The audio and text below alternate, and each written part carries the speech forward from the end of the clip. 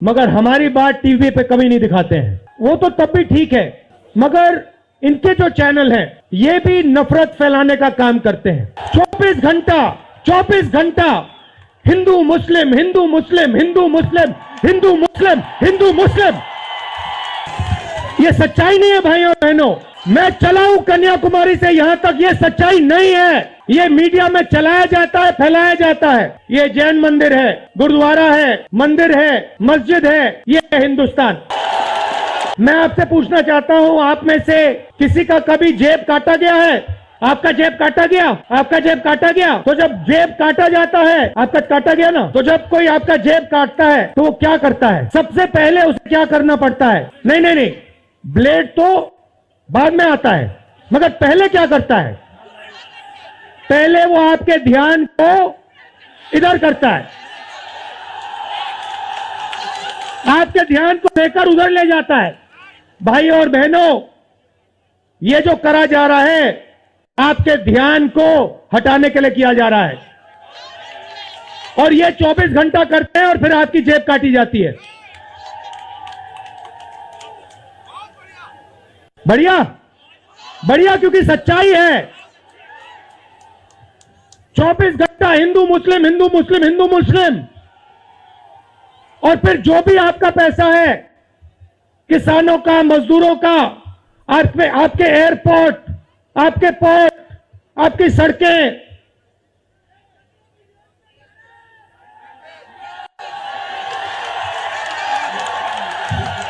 सीधा किसके जेब में? इनके मालिक के जेब में। इनको कौन चलाते हैं? नाम बताओ।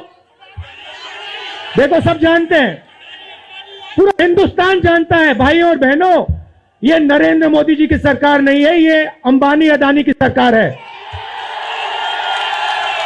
ये सच्चाई है, और ये पूरा लक्ष्य इनका आपके ध्यान को इधर से उधर, उधर से इधर करने का है।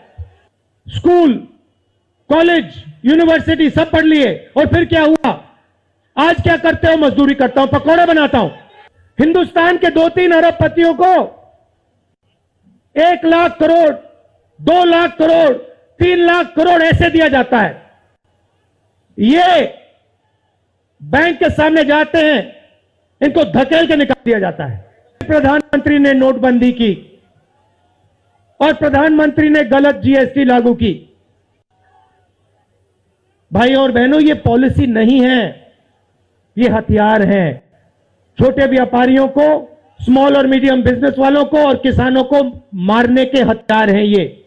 मुझे हजारों किसान मिले हैं, 1 सेकंड में पहचान लेता हूं। जैसे ही हाथ मिलाता हूं, समझ आ जाता है ये मजदूर है या ये किसान है। हाथ से पता लग जाता है, छिले हुए हाथ होते हैं। प्रेस वाले ने मुझे पूछा, क्या आपको ठंड नहीं लगती? और मैंने सोचा, ये मुझसे पूछ रहे हैं, हिंदुस्तान के किसान से क्यों नहीं पूछते? ये हिंदुस्तान के मजदूर से क्यों नहीं पूछते? ये हिंदुस्तान के गरीब बच्चों से क्यों नहीं पूछते? मैं आपसे पूछना चाहता हूं, हिंदू धर्म में कहां लिखा है कि गरीबों को, कमजोर लोगों को कुचलना चाहिए? कहां लिखा है? कहां लिखा है कि कमजोर लोगों को मारना चाहिए? कहां लिखा है? मुझे बताओ। मैंने तो कहीं नहीं पढ़ा। मैंने गीता पढ़ी है, उपनिषद पढ़े हैं, कहीं नहीं पढ़ा मैंने। आपने पढ़ा कहीं? गले लगाने की बात होती है। अच्छा, आपने शिव जी की फोटो देखी है? उसमें उनका हाथ ऐसे देखा आपने? इसको क्या कहते हैं? इसको क्या कहते हैं? इसको अभय मुद्रा कहते हैं। इसका मतलब क्या होता है? इसका मतलब होता है डरो मत। तो शिव जी कहते हैं डरो मत, हिंदू धर्म कहता है डरो मत, और ये लोग 24 घंटा इस देश में डर फैलाने की कोशिश करते हैं। आपने ये यात्रा देखी होगी, इसमें आपको हिंसा दिखी? कहीं नहीं दिखी। किसी ने किसी को मारा? किसी ने गाली दी? नहीं। आपने इसमें नफरत देखी? बिल्कुल नहीं। इसमें किसी ने यह पूछा भैया तुम्हारा धर्म क्या है? किसी ने कहा भाई तुम हिंदू हो, मुसलमान हो, सिख हो, ईसाई हो, क्या हो? नहीं। किसी ने यह पूछा तुम स्त्री हो या पुरुष हो? किसी ने यह पूछा तुम्हारी क्या जात है? बिल्कुल नहीं। कपड़े भी नहीं पूछे। आपने देखा होगा, पता नहीं आपने देखा या नहीं, इसमें कुत्ते भी आए।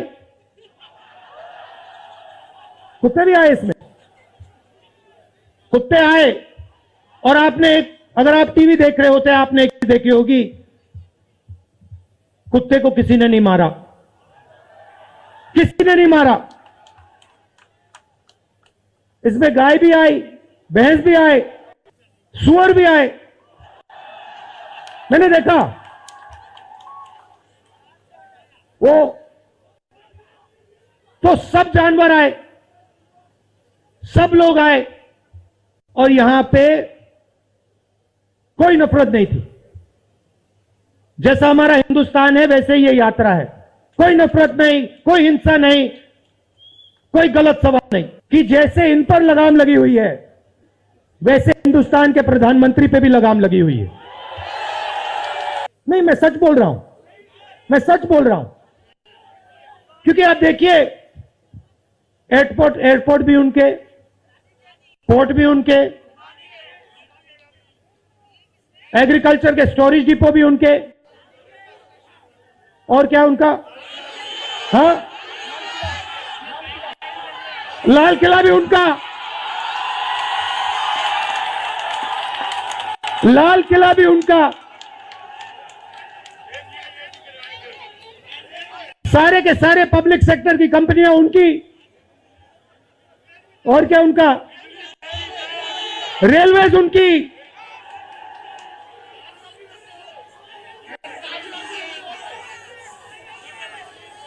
अभी भाइयों और बहनों ताजमहल भी चला जाएगा,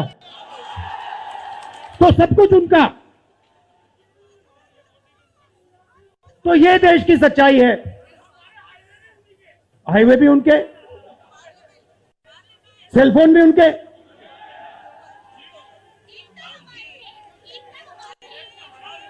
मगर सच्चाई हमारी, जब मैं राजनीति में आया, 2004 में आया, हमारी सरकार थी, चुनाव जीते थे, और ये प्रेस वाले 24 घंटा मेरी प्रशंसा करते थे। 24 घंटा, 24 घंटा राहुल गांधी, राहुल गांधी, राहुल गांधी, राहुल गांधी। फिर मैंने क्या किया, मैं चला गया भट्टा परसोल। नहीं सुनो, आपको समझना है ये है क्या। मैं भट्टा परसोल गया और मैंने किसानों का जो जमीन का मामला है उसको छेड़ दिया। और भाई और बहनों, जैसे ही मैंने किसानों का जमीन का मामला छेड़ा वैसे ही ये मेरे पीछे पड़ गए। उसके बाद जमीन अधिग्रहण बिल, भट्टा परसोल के बाद जमीन अधिग्रहण बिल लाया, कांग्रेस की सरकार लाई। उसके बाद तो पूरा फुल टाइम 24 घंटा मेरे पीछे पड़ गए। प्रधानमंत्री जी ने, बीजेपी ने, मैं आपको सच्चाई के बारे में बताना चाह रहा हूं, प्रधानमंत्री ने, बीजेपी ने हजारों करोड़ रुपए लगा दिए मेरी छवि को खराब करने में। हजारों करोड़ रुपए। और आपने देखा होगा मैंने एक शब्द नहीं बोला, बिल्कुल चुप, बिल्कुल चुप। मैंने एक शब्द नहीं बोला। मैंने ये नहीं बोला भैया ये गलत बोल रहे हैं, ये ठीक नहीं है ना, मैं बिल्कुल चुप, चुप। क्योंकि मैंने कहा चलो देखता हूं कितना दम है, और लगाया। पूरी की पूरी मीडिया लग गई, व्हाट्सएप पे लगाया, फेसबुक पे लगाया, सब जगह 24 घंटा राहुल गांधी के बारे में। कुछ नहीं बोला मैंने, पूरे देश में फैला दिया। और फिर एक महीने मैंने आपको सच्चाई दिखा दी और पूरा खत्म।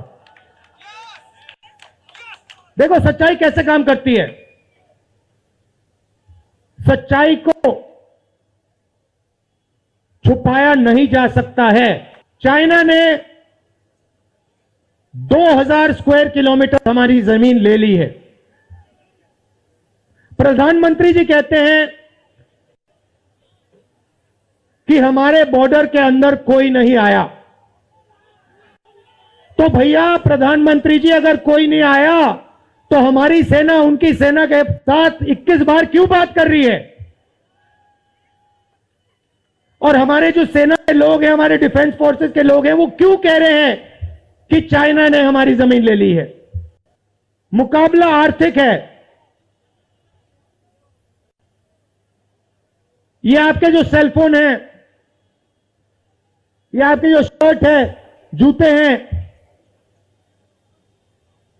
इसके पीछे आप देखिए, प्रेस वालों के जो कैमरा है इसके पीछे देखिए, उसके पीछे आपको लिखा दिखेगा मेड इन चाइना।